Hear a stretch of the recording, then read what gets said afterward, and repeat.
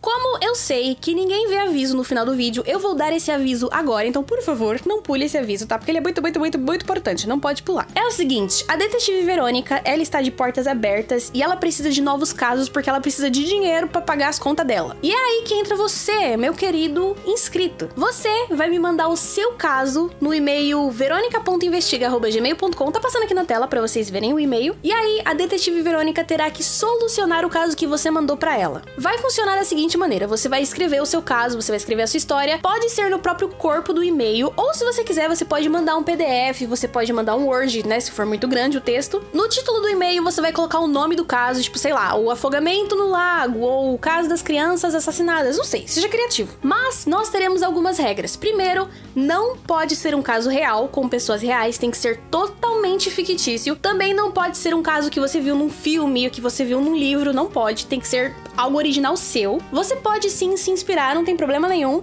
mas eu vou saber se é seu ou não, porque eu conheço muito filme de suspense. Não pode ser muito fácil e também não pode ser impossível, tem que ser algo que a gente consiga pelo menos investigar. É só você seguir o exemplo do caso do coelho. Não é impossível saber quem é o assassino, mas também não tá tão óbvio quem foi que matou a Ana. Além do texto me contando o caso, você também vai me mandar outro documento e esse documento precisa ser separado do caso, porque nesse segundo documento é onde você vai me contar a solução do caso e quem foi que matou a pessoa. Então eu vou tentar investigar o seu caso, eu vou criar minhas teorias, eu vou montar minha historinha aqui, e aí no final eu vou abrir esse segundo documento que você me mandou e eu vou descobrir se eu acertei ou não. O caso pode ter mais de uma vítima, pode ter mais de um assassino, pode ter mais de um suspeito. Cara, você é livre pra você criar o caso que você quiser, cara, você é livre. Então, foi dado o recado, não tem tempo pra mandar, pode mandar, eu não sei quando esse vídeo vai sair, então eu vou esperar chegar bastante caso e aí eu faço. Se ninguém mandar,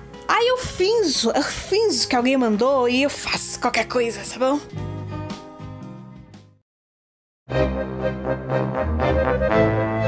Hoje nós vamos ler historinhas de stalkers que foram publicadas no Reddit. Então os links das histórias originais estarão aqui na descrição, caso você queira ver as histórias em inglês. A nossa primeira história se chama O Fã que se tornou Stalker e ela foi postada no subreddit chamado Let's Not Meet. Então, vamos à primeira história. Quem conta a história é uma moça de 20 anos que criou uma conta no OnlyFans, que, se eu não me engano, é uma rede social ou é um aplicativo? Eu não sei, eu nunca usei, nunca vi. Mas eu sei que lá as pessoas postam fotos e vídeos. Eu acho que são fotos e vídeos íntimos, mas talvez tenha um outro tipo de conteúdo, não sei. E ela criou essa conta no OnlyFans pra poder juntar dinheiro pra faculdade, pra poder pagar os estudos, os materiais, e tudo ia muito bem pra ela, até que ela postou a Amazon Wishlist dela. A Amazon, ela não revela o seu endereço para as pessoas que te dão presentes, mas os chamados third party sellers conseguem ver o seu endereço, e foi a partir daí que as coisas começaram a dar super errado. No final de julho, ela adotou um cachorrinho, e uma certa noite, às 2 da manhã,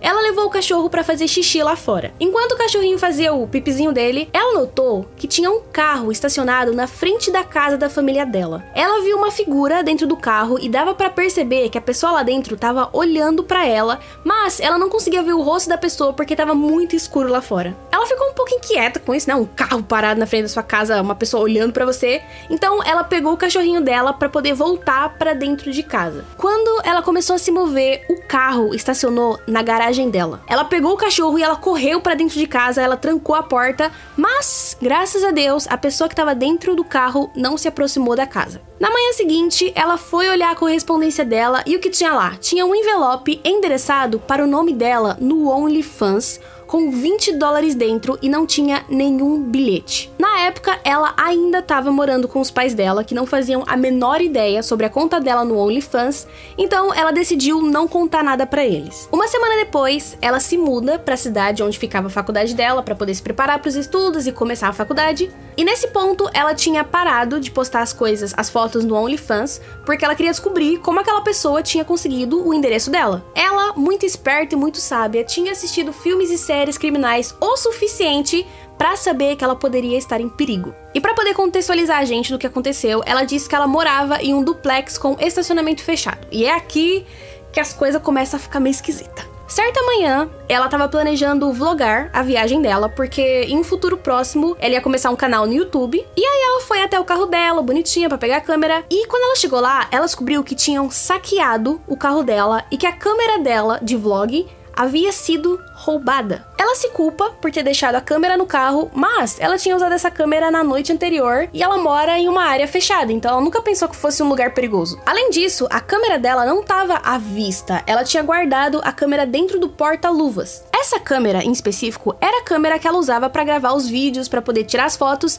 e no cartão de memória tinha um monte de vídeo e tinha um monte de fotos que ainda não tinham sido postados. Ela sabia que eles tinham roubado a câmera dela só por causa do cartão de memória. E se você acha que tudo isso é bizarro o suficiente, piora.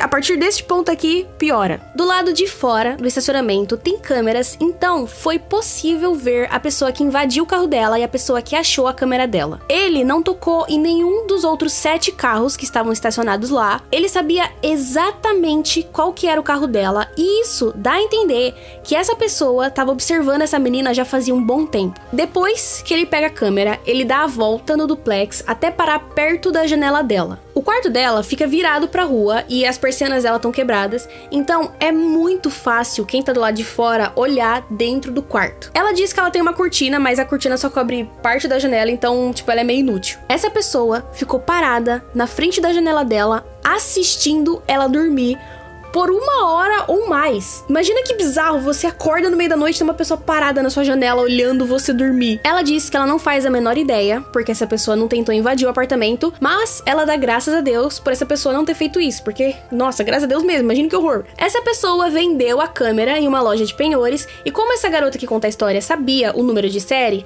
a polícia conseguiu rastrear a câmera, conseguiu encontrar a câmera, porém, entretanto e todavia, o cartão de memória havia sumido. Ela acredita que a polícia ainda esteja tentando rastrear essa pessoa, mas ela quebrou o contrato dela do apartamento e ela se mudou para um lugar novo e agora ela espera que ela esteja segura.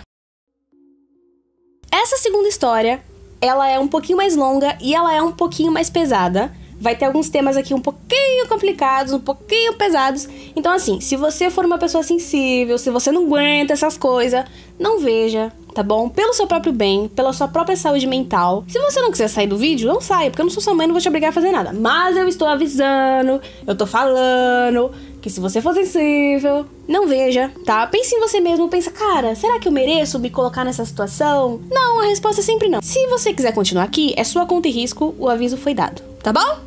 Vamos à história. Para a contextualização, essa segunda história, ela foi postada em um subreddit de um podcast chamado My Favorite Murder, que é um podcast feito pelas comediantes Karen e Georgia, e é um podcast voltado a crimes, a casos criminais reais. E o nome da história é Este Podcast Me Ajudou a Prender o Meu Stalker. Vamos lá. Há quase 5 anos atrás, ela diz que ela fazia cosplays e ela explica que algumas garotas fazem disso o trabalho integral delas, vendendo fotos e cobrando para aparecer em eventos. Ela não tava nesse nível tão alto, mas ela conseguiu um bom número de seguidores fazendo cosplay e vendendo as fotos das fantasias dela. E como qualquer coisa na internet, as coisas começam a ficar uma bosta quando mais pessoas aparecem, porque é aí que surge os haters e os doidos. E isso aconteceu com ela. Ela começou a ficar um pouquinho mais famosa nesse mundo do cosplay e um cara esquisito começou a segui-la. Ele comprou algumas fotos dela e ele pediu pra ela autografar uma das fotos pro falecido irmão dele. Ela achou isso meio estranho, achou isso meio esquisito, mas quem era ela pra julgar como as pessoas lidavam com o luto e com a perda, né? Ela deixou esse sentimento estranho de lado e ela foi lá e autografou a foto pro irmão morto do cara. E ela diz, galera, que esse foi o pior erro da vida dela e que ela se arrepende disso até hoje. Por ela ter sido legal com ele, o cara ficou obcecado por ela. Ele fez várias contas pra começar a seguir ela e ele começou a falar um monte de baboseira pra todo mundo que retuitava ela ou que tuitava pra ela. Ele dizia que a menina tava sendo mantida como refém pelo namorado dela e que ela se oferecia pra fazer basquete, só que com o O no lugar do A, né? Se é que vocês me entendem. Ele ainda disse que ele invadiu a NASA. E ele disse também que ele foi o responsável, quem teve a ideia de criar a Twitch. Ele era o criador da Twitch. Então, assim, o cara, ele tava em outro universo. Ele disse que os dois foram casados durante um tempo. E ele disse que o namorado dela era um, abre aspas, grande homem negro que bebeu sangue de polícia. Fecha aspas. Ao longo dos anos, ele foi se tornando cada vez mais desequilibrado. E o que começou como apenas alguns tweets muito estranhos, muito esquisitos, se tornou em ameaças de morte. O cara descobriu o endereço dela, ele descobriu o número de telefone dela e ele postou o endereço e o número na internet. Então ela teve que mudar de número e ela teve que se mudar para outro estado. Foi nesse período que ela descobriu que esse cara tinha vários problemas mentais. A última acusação dele era que ela tinha sido a responsável pela morte do irmão dele e que ela tinha repetidamente contratado pessoas para ele e matar ele nos últimos anos. Além disso, essa pessoa muito louca, muito crazy, acreditava que ele tinha morrido e que ele tinha voltado à vida. Tipo Jesus. Ele acreditava que ela merecia morrer e que outras pessoas podiam matar ela em legítima defesa por ele. Tipo assim, você pode ir lá matar ela, que não vai dar nada, só pra me defender. Ela tweetou sobre o podcast das meninas, que eu falei no começo, e ele começou a dizer que ela tava escutando um podcast sobre assassinato pra poder aprender a como matar as pessoas e sair impune. Ela tentou falar com ele só uma vez, ela mandou mensagem pra ele e falou, mano, me deixa em paz, você é muito louco. Ela bloqueou todas as contas que seguiam, as contas dele que seguiam ela. Um problema também é que ela não conseguia deixar o perfil dela privado, porque o trabalho dela exigia que ela tivesse o perfil público. Ela tentou uma vez deixar o perfil privado, só que isso deixou ele muito mais bravo e muito mais insano. Ela descobriu os tweets dele porque ele marcava todo mundo que tweetava pra ela ou retweetava ela, e aí ele dizia um monte de merda, um monte de baboseira. Por causa disso, ela recebia várias mensagens dos amigos e dos seguidores super preocupados, pensando que ela tava em perigo o tempo todo. Ela foi até a polícia por causa dele umas 3 vezes, quando ele descobriu o endereço e o número dela. Todas as vezes, a polícia pegava as informações dela, mas, eventualmente, eles paravam de responder as ligações e os e-mails dela. Enquanto isso, o assédio e as ameaças continuavam, e a polícia não fazia nada. E como o assédio era online, ela não conhecia a pessoa, então ela não pôde dar o nome ou o endereço dele durante muito tempo.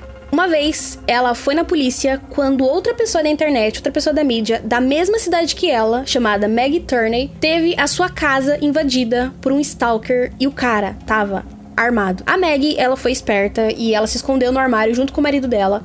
O cara procurou a casa inteira atrás dela e quando ele não conseguiu encontrar a Maggie, ele voltou pro carro e ele tirou a própria vida. Eu vi o vídeo da Maggie falando sobre isso e ela disse que esse cara tinha deixado várias cartas e vários bilhetes explicando por que ele amava tanto ela e porque ele sentia uma conexão com ela.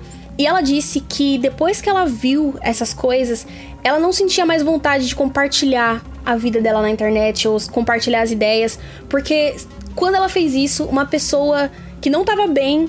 enfim, é uma história meio merda. Vocês veem, o vídeo vai estar aqui. Esse é o vídeo. Se você quiser ver a história, veja a história. Vamos continuar a nossa história aqui. Enfim, a menina que conta a história, ela disse que ela foi na polícia depois que o negócio com a Maggie aconteceu. Ela foi na polícia pra poder falar sobre mais ameaças de morte que ela tinha recebido e ela queria deixar bem claro que aquilo era muito sério. Mesmo assim, a polícia parou de responder ela depois de um tempo. Então, de novo, ela foi ignorada. E é aqui que as coisas finalmente começam a dar certo pra ela, porque nem só de desgraça viverá o homem. Ela disse que a amiga dela recomendou o podcast das meninas e ela simplesmente amou o podcast, ela ficou obcecada, porque as moças do podcast falam tão abertamente sobre saúde mental e sobre ir a um terapeuta e como tem tanta gente doida por aí, porque todo mundo sabe que a americana é meio lelé da cuca. E por causa desse incentivo delas, ela finalmente decidiu ver um terapeuta, porque ela tava tendo vários breakdowns e vários ataques de pânico, porque ela recebia ameaças do cara explicando detalhadamente como ele ia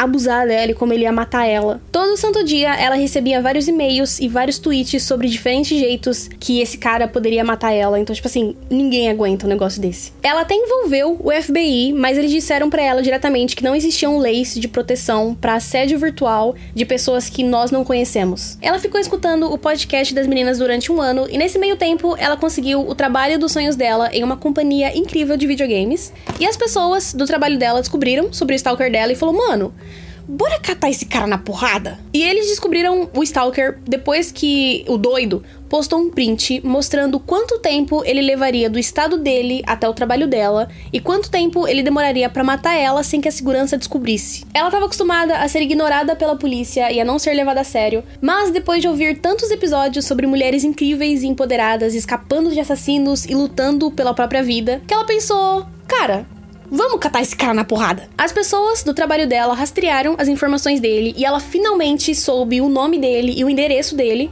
E graças a isso, ela conseguiu entrar com uma ordem de paz, que é parecida com uma ordem de restrição. Mas a ordem de restrição, ela não é válida quando são duas pessoas de estados diferentes ou quando é o assédio virtual. Então ela conseguiu entrar só com a ordem de paz. E o doido, ele violou a ordem nas primeiras 24 horas, porque ele postou descrevendo detalhadamente como ele iria cortar ela em partes e mandar as partes do corpo dela pros pais dela. A terapeuta dela insistiu que ela ligasse pra polícia e contasse, olha, esse doido já quebrou a ordem aqui. Então, às 7 da noite, naquele dia, ela ligou pra polícia e o cara foi preso. Finalmente ele foi preso. Ele foi preso e ele passou algumas semanas na cadeia. E quando ela postou a história, que foi há 8 meses atrás, se eu não me engano, ele tinha uma audiência marcada pra janeiro por assédio e stalker. Então, obviamente, a audiência já aconteceu e eu espero do fundo do meu coração que esse bosta tenha sido preso. Depois disso, ela agradece as meninas do podcast e fala mais algumas coisinhas. E esse é o fim da história. Muito obrigada a todos que assistiram até aqui e lembre-se de me mandar o seu caso no veronica.investiga@gmail.com.br. Não seja tímido, pode ser um caso grande, pode ser um caso de 2 páginas, pode ser um caso curto também. Manda, o importante é você mandar porque eu quero ter a participação dos meus 12 inscritos no meu canal. Então, é isso, gente. Beijo na boquinha, tchau.